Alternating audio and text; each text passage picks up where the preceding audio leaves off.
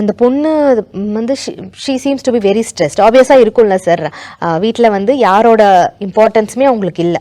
அந்த அட்டென்ஷன் சீக்கிங்கே வந்து குழந்தை வந்து நிறைய தேவைப்படும். ஸோ அவங்களும் அவங்க அம்மா கிட்ட வந்து என்னென்ன டேண்ட்ரம்ஸ் அவங்களால போட முடியுமோ அதெல்லாம் பண்ணிட்டு இருக்கிறாங்க.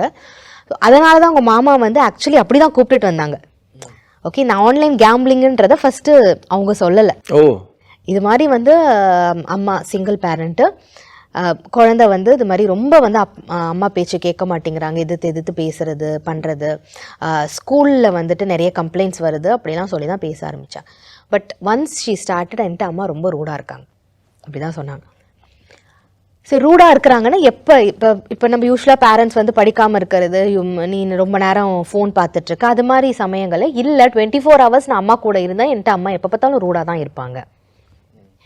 ஓகே, என்ன அடுத்தது வந்து ஏன் அம்மா அப்படி ரூடாக இருக்கிறாங்கன்னா, என் அம்மா எப்போ பார்த்தாலும் வந்து சிஸ்டம்லேயே உட்காந்துருப்பாங்க. என்ன பண்ணுறாங்க சிஸ்டம்லனா ஆன்லைன் கேம்பிளிங் பண்ணுறாங்க. நீ பார்த்துருக்கியா? ஆமாம், நான் பார்த்துருக்குறேன்.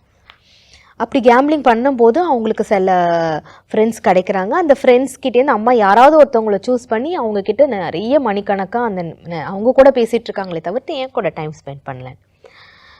ஸோ இதை தான் நான் வந்துட்டு இந்த குழந்தையோட மாமாட்ட சொன்னேன், இங்கே குழந்தைக்கு முன்னாடி அம்மா கிட்ட தான் பேசணும் அப்படின்ட்டு. இப்போ என்ன சார், அதை சிங்கிள் பேரண்ட்டு அதெல்லாம் நம்ம நிறைய பார்க்குறோம்ல. பட் நான் வந்து ஒரு என்ன அனலைஸ் பண்ணேன் அப்படின்னா, நிறைய பேர்கிட்ட அந்த லிமிட்டோ பவுண்ட்ரிஸோ இல்லாமலே போகுது.